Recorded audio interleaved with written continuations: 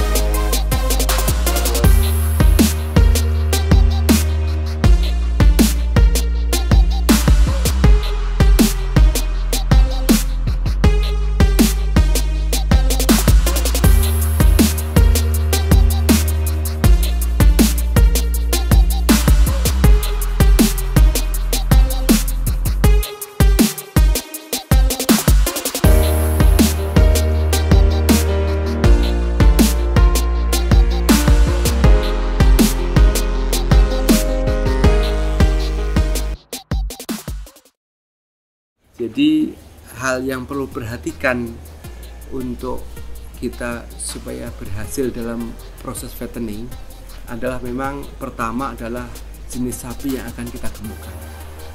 Nah, apabila jenis sapi yang akan kita gemukkan adalah untuk sapi potong yang sifatnya untuk harian reguler, maka jenis-jenis sapi yang cepat sekali pertumbuhannya seperti sapi persilangan limosin simental atau sapi pegon, segon itu cukup efektif.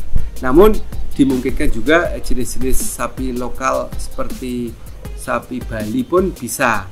Cuma memang sapi yang asal dari Bali ini yang dimungkinkan pertumbuhannya bisa maksimal. Tapi kalau misalnya sapi-sapi yang di luar Bali ini biasanya pertumbuhannya tidak bisa maksimal. Nah, itu salah satu. Jadi pertama harus kita ambil bibit atau bakalan untuk penggemukan, terutama jenis-jenis itu. Nah, bisa juga dimungkinkan jenis yang dari luar import berupa Brahman Cross. Cuma itu biasanya hanya yang bisa menggemukkan atau fattening adalah feedlotter. Kemudian yang kedua adalah pakannya ya. Pakan juga sangat menentukan sekali.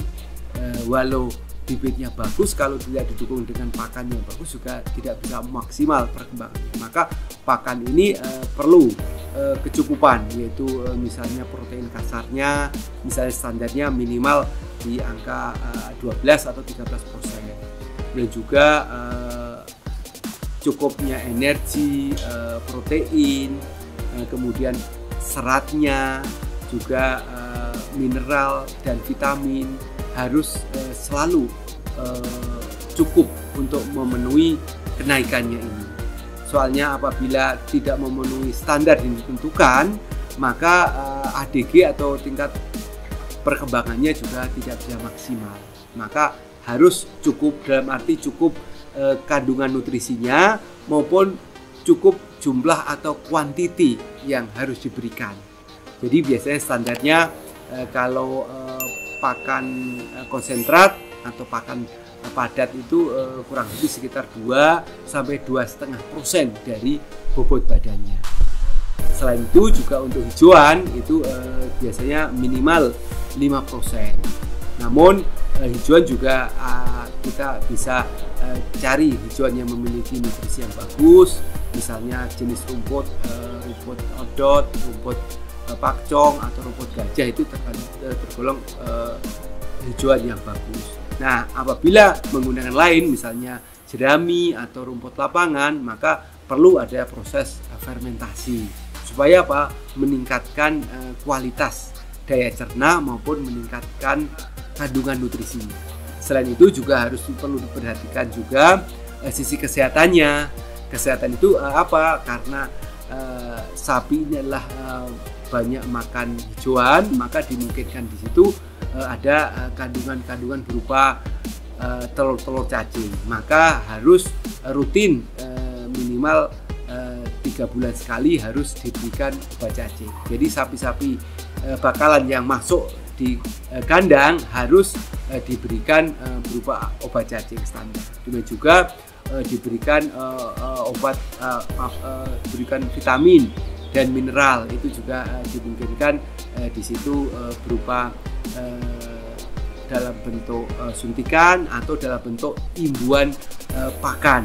Nah, supaya apa? Sisi imunitas atau ketahanan sapi juga bagus, sapi juga makan itu juga palatabilitasnya atau kesukaan makannya juga cukup bisa lebih baik. Memang semuanya terkait. Lingkungan juga sangat menentukan, yaitu lingkungan dalam arti kondisi kandang itu harus cukup dengan sirkulasinya, kenyamanannya dalam arti apa? Tidak lembab, kemudian sinar matahari masuk juga cukup, supaya apa? Kondisi apa lembab itu bisa jadi relatif kering sehingga menyebabkan kondisi lingkungan ini sangat terjaga.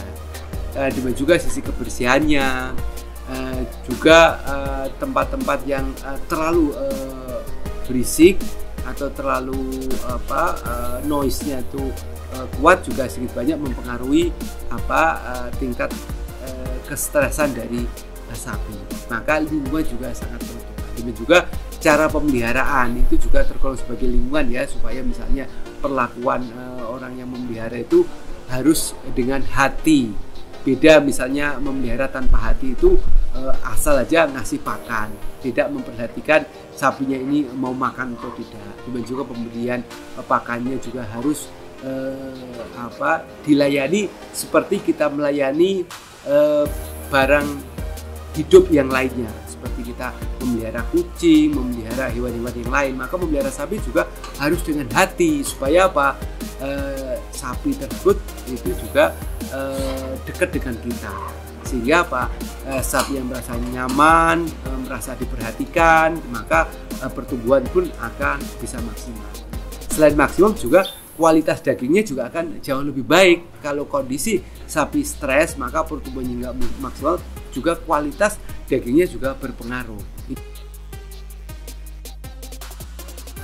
Kalau untuk musim-musim tertentu, dalam arti musim lebaran, itu biasanya kami memelihara sapi-sapi jenis pegon limusin.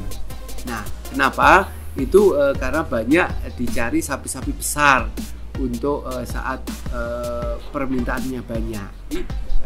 Saat Idul Kurban biasanya kami banyak memelihara sapi-sapi Bali, sapi Madura, juga sapi pegon.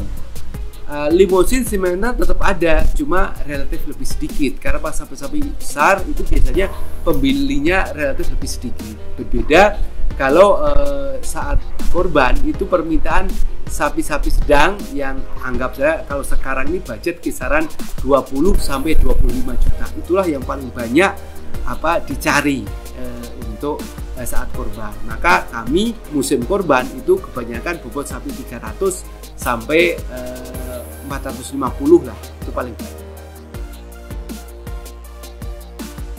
Ini memang sangat tergantung genetis sapinya. Kalau sapi-sapi lokal asli Indonesia seperti Bali, kemudian Madura itu paling sehari sekitar 0,5 kg. Namun kalau sapi-sapi jenis persilangan seperti limusin, simental atau pegon itu bisa sampai 1 sampai 1,5 kg per harinya. Ada juga yang sampai 2 kg, tapi relatif jarang. Jadi sapi-sapi tersebut memang tergantung genetisnya. Dan disesuaikan dengan kondisi pakannya. Kalau sapi-sapi lokal seperti Bali maupun Madura memang perkembangannya cuma setengah kilo per harinya, tapi pakannya juga kuantitinya sedikit.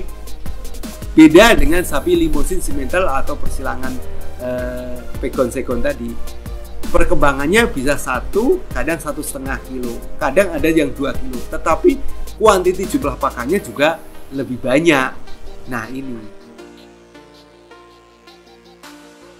jadi kalau kita menginginkan ADG di atas 1 kilo, maka syaratnya adalah sapi tersebut harus jenis-jenis sapi cross ya, yaitu tadi Limousin cross, Simmental cross, atau Pegon, atau juga bisa Brangus, bisa juga sapi jenis Ongol yang berasal dari Pulau Sumba, Sumba Ongol. Ini juga bisa kenaikannya 1 kilogram, di atas 1 kilogram ini. Dari pengalaman saya ini, itu harus lihat jenisnya. Jangan sampai sahabat-sahabat Pataka atau sahabat-sahabat bagus ingin memelihara sapi yang ADG-nya di atas 1 kilo, memelihara sapi Bali atau sapi Madura. Itu berarti pengalaman saya jarang sekali bisa terjadi. Maka harus jenis sapinya, itu genetisnya. Kemudian yang kedua adalah kualitas pakannya. Kualitas pakannya ini yaitu tadi syaratnya minimal memiliki protein kasarnya 12%. Kemudian kandungan karbohidratnya, energinya, kemudian kecukupan vitamin, mineral atau istilahnya adalah premiknya, itu adalah untuk memacu pertumbuhan, itu juga harus dipenuhi. Soalnya kalau tidak terpenuhi, perkembangan pun tidak maksimal. Selain itu juga perlu adanya, selain kualitas tadi, kualitas nutrisi, juga kuantitinya. Nah kuantitinya itu tadi minimal 2-2,5% dari bobot badan sapinya. Misalnya sapi bobot 400 kilo, maka pakannya minimal 8 kilo pakan kering. Nah kalau misalnya pakannya kandungan airnya masih tinggi, maka harus di atas itu jumlahnya, bisa 2,5 bahkan sampai 3%. Nah ini selain pakan konsentrat, pakan kering juga perlunya kecukupan serat, yaitu ada di kandungan di hijauan. Nah hijauan itu sangat beragam, bisa berupa rumput-rumput yang baik, yang bagus, juga rumput lapangan, bisa juga jerami atau limbah-limbah pertanian, misalnya jerami kacang, kemudian jerami jagung dan lain sebagainya. Itu bisa digunakan sebagai sumber hijauan. Namun baiknya difermentasi, karena apa? Untuk meningkatkan daya cerna dan meningkatkan kualitas berupa kenaikan protein kasarnya. Baiknya standarnya kalau tadi berupa 2-2,5% dari berat badan, maka untuk hijauan juga gitu, minimal 5%. Berarti seperti tadi, kalau hijauan itu adalah 5% dari, misalnya bobotnya adalah 400 kilo, berarti minimal harus disediakan 20 kilo kandungan hijauannya. Nah berarti kalau bicara persentase ya seperti tadi, 2,5% dan 5% dari berat badannya ya, hijauannya dari berat badannya, konsentrat juga berat badannya. Dan ini juga bisa juga misalnya di sana ternyata banyak hijauan yang memiliki kandungan nutrisi yang bagus, dibanyakin pun boleh. Misalnya dari 5% dinaikkan jadi 10%. Nah berarti untuk pakan konsentratnya bisa diturunkan, karena pakan konsentrat itu bagaimanapun juga biayanya cukup tinggi. Maka itu salah satu. Namun juga sebaliknya, misalnya ternyata hijauannya terbatas, sedangkan konsentratnya banyak, ya sudah, gimana lagi, berarti harus kita perbanyak konsentratnya. Ya, cuma konsumsinya jadi lebih mahal ini biayanya. Memang dalam membuat kandang itu perlu diperhatikan tempat minumnya. Nah, kalau masing-masing tempat pakan itu sebelahnya disediain tempat minum, maka minumnya adalah setiap saat atau ad libitum atau selalu tersedia. Nah, karena apa? Sapi itu kan kita nggak tahu kapan dia haus, kapan dia ada kebutuhan minum. Maka kalau tersedia, maka setiap saat dia bisa minum. Itulah yang paling idealnya. Namun apabila sahabat-sahabat Pataka maupun sahabat Sapi Bagus sudah membuat tempat pakan yang ternyata tidak ada tempat minumnya, berarti kan kita harus menyediakan tempat minum. Jadi misalnya sehari bisa 2 kali, siang sama sore. Nah, ini dia sekali minum dan biasanya dalam jumlah banyak. Nah, ini tentunya agak kurang efisien ya, karena apa? Menyebabkan harus kita nyiapin satu di ember, kemudian pindah seperti itu. Jadi tentunya buat sapi juga nggak maksimal, tapi tenaga juga kurang efisien. Memang yang dikatakan nyaman itu sapi itu bisa tenang, ada kebutuhan dia makan, tersedia pakannya, kebutuhan minum dia tersedia minumnya. Soalnya kalau dia sedang butuh pakan nggak tersedia, pasti dia akan teriak-teriak. Berdasarkan pengalaman begitu, dia akan gelisah dan akan teriak. Apalagi sudah sampai telat makan, lapar itu ya. Nah, demikian juga pas kebutuhan minum, ini juga gitu. Itu sisi nyaman pada sisi kebutuhan untuk pakan. Nah, tempatnya bagaimana? Tempatnya juga begitu, harus cukup udara, artinya sirkulasi udara. Kemudian cukup sinar. Nah, kemudian kebersihan lingkungannya juga begitu. Nah, selain kondisi kering, yaitu salah satu misalnya kita kasih serbuk gergaji. Nah, itu supaya apa? Urin maupun kotoran padatnya itu bisa keserap oleh serbuk gergaji tersebut, sehingga apa? Tidak basah atau tidak lembab. Nah, disitulah menyebabkan mereka jadi nyaman. Nah, terus tekunin bisnis sapi itu, karena apa? Dengan tekun dan fokus nanti akan ketemu. Soalnya biasanya orang yang gagal dalam bisnis ini itu menghadapi hambatan beberapa kali, mereka sudah putus asa atau beralih ke bisnis lain. Nah, bagaimana caranya? Yaitu terus mengikuti komunitas, terus mengikuti perkembangan pengetahuan bisnis sapi seperti apa sih. Nah, di situ akan termotivasi dengan teman-teman yang lain. Karena apa? Teman-teman lain itu pasti juga mengalami demikian. Seperti kami di Sapi Bagus ini bisa berkembang farmnya, ibaratnya dulu baru memulai dari sekitar 20 ekor dan bisa berkembang menjadi sampai 200 sampai 400 ekor. Itu juga karena tadi konsisten dan persisten. Jadi terus mau belajar, terus kita mencoba, dan terus kita juga berbagi. Jangan sampai kita ini pelit berbagi pengetahuan. Sudah lihat bagaimana channel Sapi Bagus TV itu di YouTube sudah sampai ratusan, bahkan sampai mendekati 1000 video yang sifatnya tutorial, dan itu kan gratis kami bagikan supaya bisa menginspirasi atau menambah semangat buat sahabat-sahabat peternak sapi. Demikian sahabat, tetap semangat, salam Sapi Bagus.